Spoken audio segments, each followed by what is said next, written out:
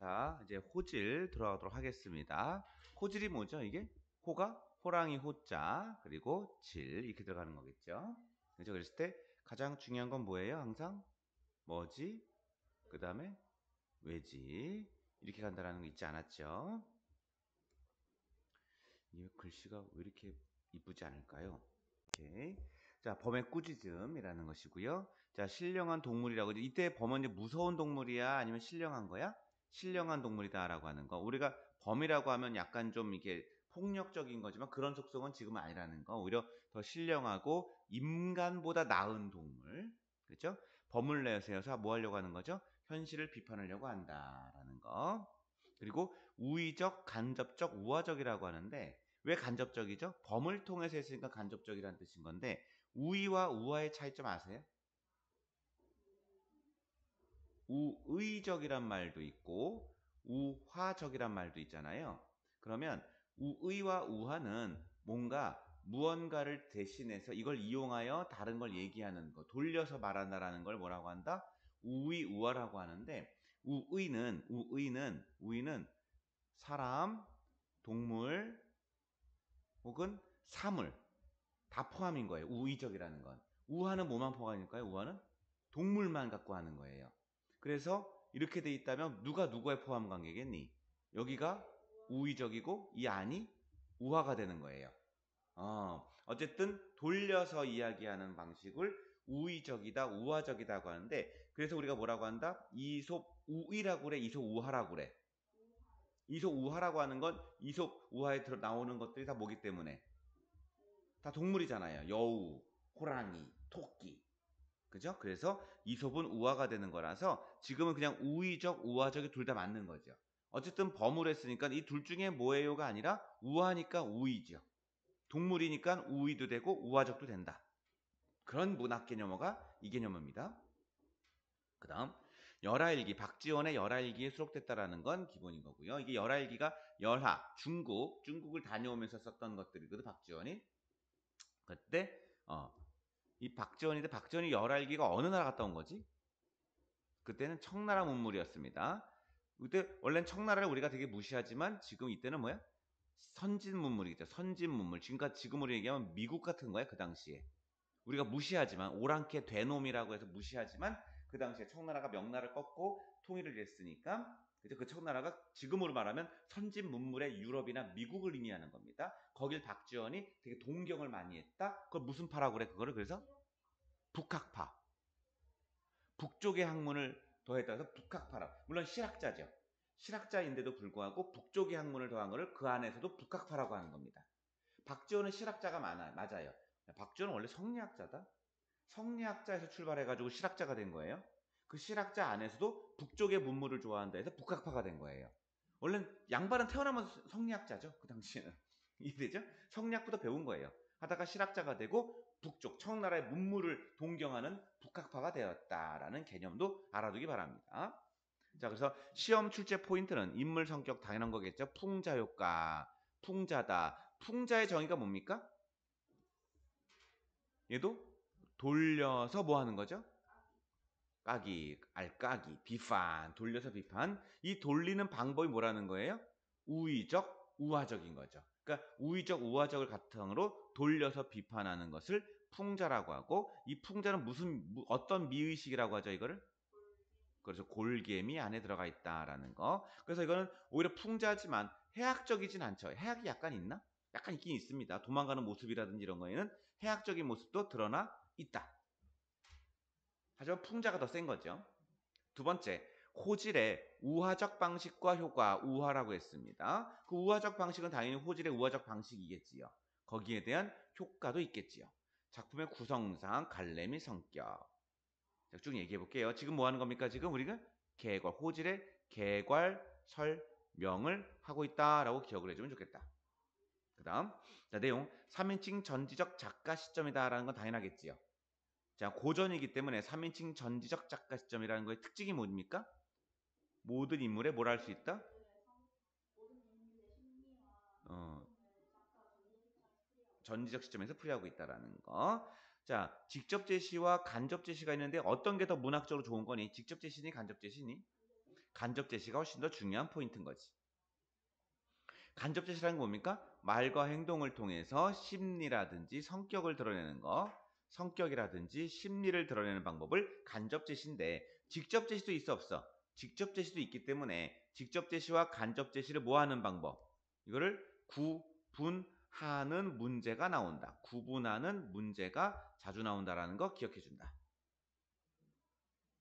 됐습니까? 그래서 풍자 효과가 있다라는 거, 간접 제시와 직접 어떤 부분이 직접 제시고 어떤 부분이 간접 제시인 걸 알아야 된다라는 거. 또 하나, 간접 제시를 다른 말로 뭐라고 하죠? 보여주기 방식 또는요? 극적 제시. 그렇죠. 영어로는요? showing 이렇게 나가는 것도 기억해주고, 이게 뭐 하는 거다? 대화와 행동, 이쪽 라인의 개념 뭐죠? 직접 제시 다른 말 뭐라고 하죠? 그를 말하기 방식이다라는 문학 개념어도 같이 다시 한번 기억을 해주기 바란다. 자, 내용 들어가 볼게요. 발단, 범이 선비를 먹이로 제안하는 창귀들에게 화를 냄, 귀신들에게. 왜죠? 범이 선비를 먹이로 제안할 수 있잖아. 선비 먹자 했더니 왜? 세상을 속이는 선비 등은 더러워서 먹지 않는다, 못 먹는다라는 거. 그만큼 더럽다. 먹기도 싫다. 그 다음, 전개, 명성 높은 북각선생하고 지조 높은 동리자에서 가장 나오는 게 뭡니까? 제일 중요한 건 뭐죠? 이건 표리 부동이죠. 가식적이다라는 거. 가식적인 표리 부동, 겉과 속이 다른 인물을 비판하는 거죠. 거기에 북각선생은 뭘 비판하는 거니? 유학자죠. 유학자가 뭐예요? 유교죠. 유교니까는 가장 윤리적이라고 생각하는 사람들이 가장 표리부동 비도덕적이라는 거고, 지조 높은 동리자는 뭡니까 이건? 연려죠. 연려. 정렬. 저죠? 정절을 지키는, 겉으로는 그런 줄 알았더니 엄청난 미래에서 다섯 아들이 다 성이 다르다는 것은 다 남편이 5명이라는 거. 바람을 5번 이상 폈다라는 거. 그런 특징이 있다라는 거. 그리고 동리자의 5 아들들은 뭐야? 현상을 제대로 파악하지 못하는 어리석은 존재다라는 것도 알 수 있죠. 탐욕스럽기도 하고요. 탐욕도 적고요. 그 다음, 양반계층의 위선과 가식을 지적한다. 혹은 비판하는 작품이다라는 거. 위선과 가식. 자, 인물의 희화화라는 거 알고 있죠? 풍자정신 높은 희화, 웃기게 표현하는 거, 인물의 희화화도 있다라는 거. 똥구녕에서 빠진다라는 것도 위선을 풍자하기 위한 해학적 소재이다. 그러니까 해학도 있다라는 거야. 그 다음, 위기, 똥구녕에서 나온 북각선생을 또 범이 꾸짖으니까 또 위기지요.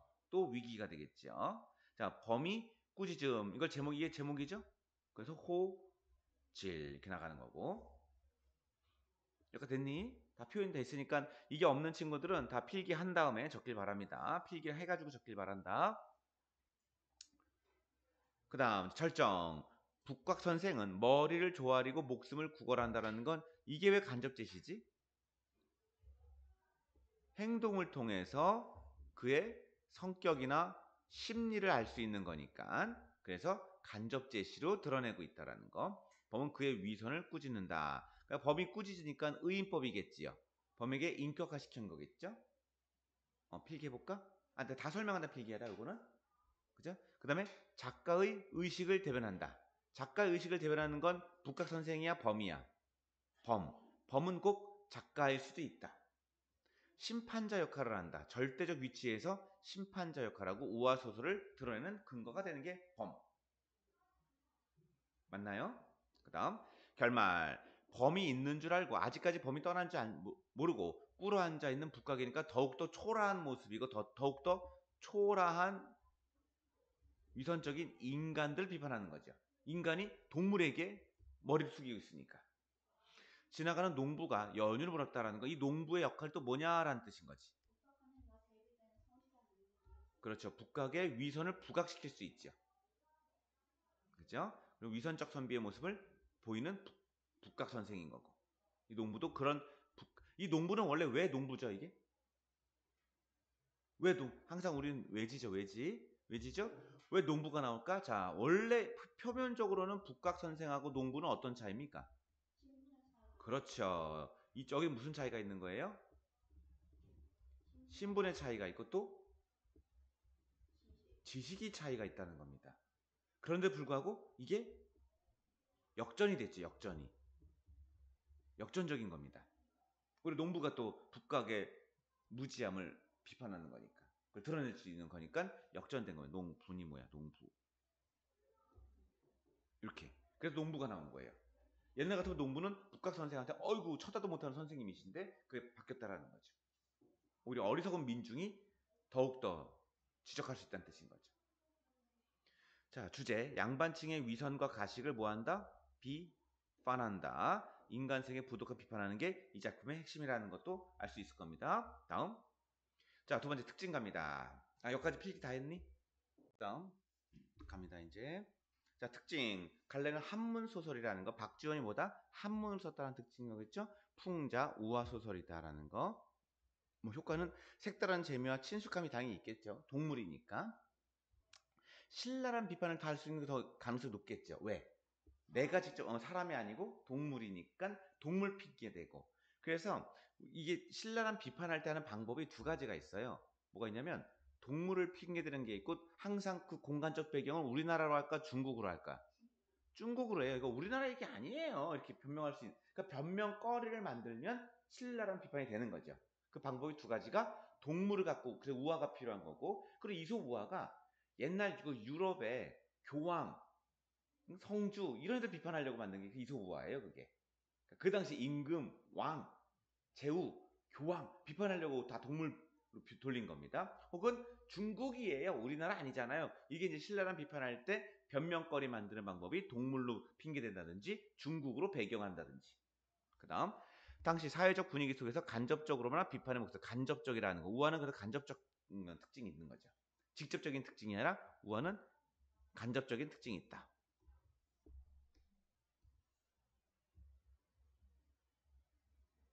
됐죠?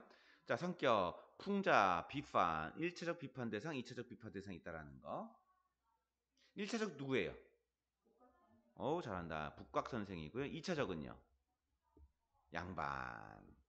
그 뒤에는 양반이죠. 그죠? 1차적 누구예요? 독리자겠죠. 2차적 누구겠어요? 그 이면적인 건. 모든 연려라고 하는 위선적인 사람들 이런 거죠. 혹은 조선의 뭐 이제 위정자들 뭐 이런 것들을 비판하겠다. 우위적이다, 간접적이다, 우회적이다. 구성상, 시간적, 밤은 어떤 특징이 있다고요? 왜 욕망 비출이니 이게 밤이? 안 보이니까 이때 독리자하고 미래를 즐기지요. 한 방에 있잖아, 한 방에. 그죠? 새벽은 뭐야? 범과 마주치는 새벽은 징벌의 시간. 다시 아침은 본래 위선적 모습을 다시 드러내는. 본래 위선적 모습이 사라진 게 아니죠. 농부와 마주칠 때는 뭐라는 거야? 다시 위선이 또 나오죠. 그러니까 이거는 고치기 힘들다라는 거예요. 고치기 참 힘들다. 이렇게 보셔야 되는 거예요. 그러니까 위선적이 아까 뭐냐면 농부와 마주쳐 어쨌든 범을 만나가지고 개선했니? 안 됐다는 뜻이 중요한 거죠. 다시 위선이다. 누가 이렇게 한다? 그 당시의 양반들은 맨날 이렇다라는 뜻인 거겠지. 맞니? 그 다음 공간적 배경 뭐예요? 공간적 배경은 방안, 똥구덩이 갔다가 들판, 들판에서 여기서 여기 있다라는 것이고, 맞니? 똥구덩이에서 뭐 한 거야? 징벌한 거고, 징벌은 똥구덩이와 들판 두 개가 다 징벌이지요. 똥구덩이는 왜 또 징벌이죠? 이건 더러운 거 도망갔으니까 이것도 징벌이고, 들판도 징벌이고, 그리고 본래 위선적 모습을 보이는 건 들판에서만인 거고. 맞나요? 그래서 이런 공간적 배경에서 어떤 일이 벌어졌는가도 구성을 비교 분석할 줄 알아야 된다. 됐습니까? 그 다음 자 체크 포인트 가볼게요. 자 인물 자 이제 박지원이라는 건 좀 양반전, 허생전, 예덕성생전, 광문자전, 민홍전, 정영의 탐진초녀, 산민, 습수요, 사리와 두들파리 붙고 이게 이제 뭐냐면 이거의 연계라고 볼 수 있는 거예요. 연계 작품들. 그 다음 인물의 유형 북각선생은 이중적 선비다. 맞죠? 그러니까 추앙을 받는 것 같지만 부도덕한 게 위선적이라는 거. 그래서 뭐다? 표리 부동이다 라는 거. 통정했다가 뭡니까? 정을 통했다라는 거고, 이거는 미래했다라는 뜻인 거예요. 통정했다라는 것은 불륜인 거죠. 있을 수가 없는 거지. 표리부동이고 수절과보하는 형태고. 자, 범이 뭐죠? 범은 작가 의식을 대변하는 의인화 대상은 꾸짖는 주체인 것이고, 농부는 성실한 삶을 영위하는 게 농부고, 농부와 북강선도 대비인 거죠. 농부는 지식은 낮지만 오히려 더 성실한 행위를 하는 거고, 지식은 높은데 가장 부도덕한 친구죠. 자, 5 아들들 위선과 탐욕 인지한다라는 거. 그런데 아직 농부도 상황을 제대로 인지하지 못하는 어리석음이 있다는 것이 농부가 이거 중요한 거야. 그러니까 농부는 다 좋은 게 아니고 왜 민중의 어리석음을 대변하죠? 북각 선생이 또 그렇다니까 또 그걸 믿어요 또. 그래서 민중의 어리석음도 농부에 있다. 민중의 어리석음도 농부한테 있다 없다? 있다. 이게 중요한 거예요. 왜냐하면 농부는 범처럼 아주 좋은 역할을 하는 것 같지만 위선적인 행위를 다시 북각 선생이 다시 변하지 않고 보였을 때 그걸 믿어버리는 또 민중들은 또 양반들이 거짓말하면 또 그걸 믿는 걸 또 비판하는 거예요. 그래서 이건 되게 중요한 포인트인 겁니다. 왜냐면 농부가 무조건 좋다고만 생각하는 게 아니란 뜻인 거지. 이든이 농부 조심하기 바란다. 농부 조심하자. 자, 풍자대상 갑니다. 지금 개괄 설명인 거예요. 개괄 설명. 자, 북각성생과 독리자가 풍자대상인 거죠. 유교 가치를 구현하는 겉으로는 거죠. 그러니까 표면적으로는 유교 가치를 구현한다고 하지만 허위 의식이 있다라는 거. 또는 더 깊게 들어가면 양반 사회와 인간 사회가 풍자 대상이 뭐한다? 확대할 수 있다. 뭐한다? 확대할 수 있다. 이거 이따 그릴 수 있겠죠? 다 끝나고 필기하세요. 그 다음 풍자 대상은 1번, 풍자 대상 2번, 또 풍자 대상 3번.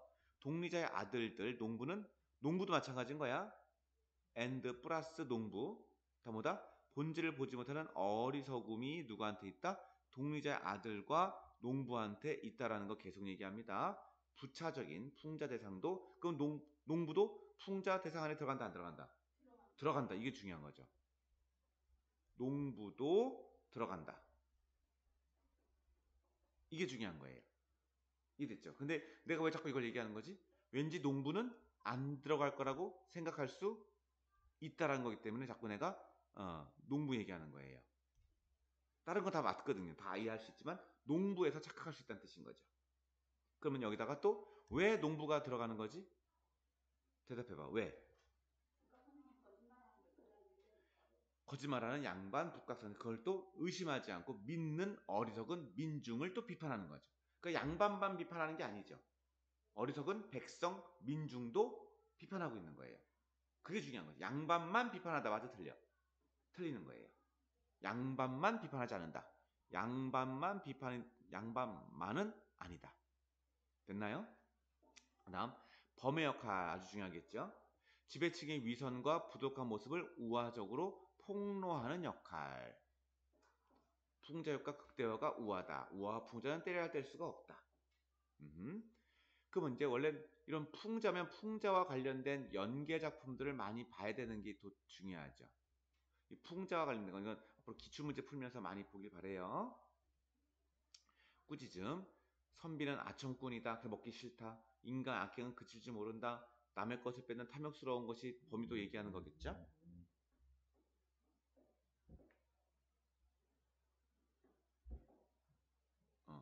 남을 해치는 포악함도 있다라는 거고 전쟁을 일으켜 서로 죽인 것도 인간들 얘기하는 거예요 지금.